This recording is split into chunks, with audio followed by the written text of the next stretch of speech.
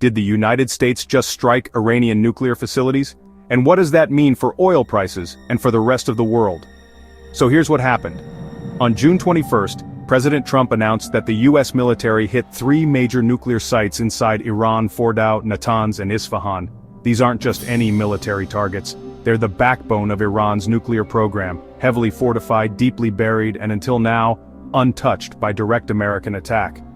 The strikes themselves were carried out by B-2 stealth bombers, the only planes in the world that can carry the massive bunker-buster bombs needed to penetrate deep into places like Fordow. Reports say the bombers dropped their full payload and then made it out of Iranian airspace without any losses. Iran confirmed the attack, admitting an explosion at Fordow and damage at Isfahan, but they say they evacuated the sites beforehand, so no radiation leaks, and supposedly no casualties. But let's step back and ask, why now? This is a major escalation in a conflict that's been heating up ever since Israel and Iran started trading strikes about a week ago. Israel hit Iranian nuclear and military targets first, killing some top commanders and nuclear scientists. Iran fired back, launching over 1,000 drones and missiles at Israel. Most of those were shot down, thanks to U.S. help.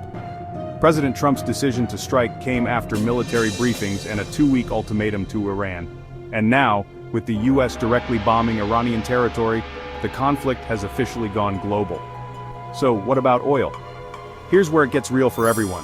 While the U.S. didn't target Iran's oil facilities directly, Isfahan, one of the bombed sites, is also a massive oil hub. Every time there's a military escalation involving a major oil producer like Iran, oil prices spike.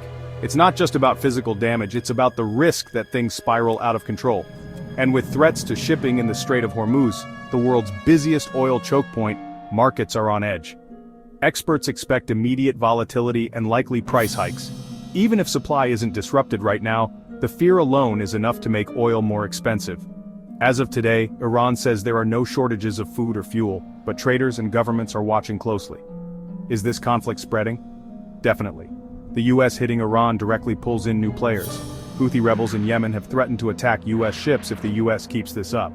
The U.S. has sent more bombers to Guam just in case. And Iran warns that any country sending weapons to Israel could become a target. On the ground, it's tense. Over 400 civilians have died since the fighting began, thousands more are injured, and both the US and India are evacuating citizens from the region. Internet blackouts come and go in Iran, but life grinds on under the constant shadow of war. So, did the US just escalate a global crisis? I think the answer is yes. What comes next, higher oil prices, a wider war, or a last-minute peace deal, is anyone's guess. But one thing's for sure, the world is watching, and the stakes have never been higher.